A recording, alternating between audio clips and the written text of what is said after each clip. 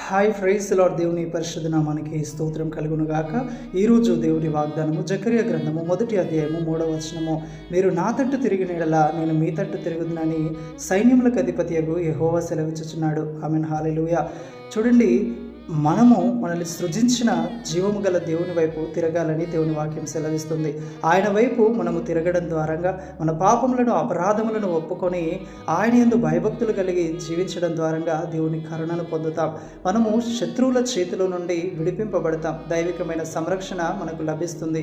ఇశ్రాయేలీలు యూదులందరూ కూడా మరి దేవుని వైపు వారి హృదయమును త్రిప్పినప్పుడు, హిజ్కియా దేవుని మందిరానికి వెళ్ళి తన హృదయాన్ని దేవుని తట్టు త్రిప్పి ప్రార్థించినప్పుడు దేవుడు అష్షూరీయుల చేతిలో నుండి ఇశ్రాయేలీలను రక్షించాడు.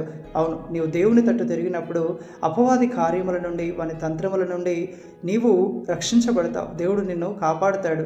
నీ పాపములను అపరాధములను దేవుని ఎదుట నీవు ఒప్పుకొని ఆయన వైపు తిరిగినప్పుడు దేవుడు నిన్ను దీవిస్తాడు, ఆశీర్వదిస్తాడు. చెట్టుకు మంచు ఎలాగైతే తోడుగా ఉండి ఫలించి అభివృద్ధి పొందినట్లుగా సహాయపడుతుందో, నీ ఆత్మీయ జీవితంలో, నీ ప్రార్థన జీవితంలో, నీ ఆరోగ్యంలో, నీ ఆయుష్లో, ఆత్మీయతలో నీవు ఫలించినట్లుగా, నీవు ఎదుగునట్లుగా, నీవు అభివృద్ధి పొందినట్లుగా దేవుడు నీకు సహాయం చేస్తాడు.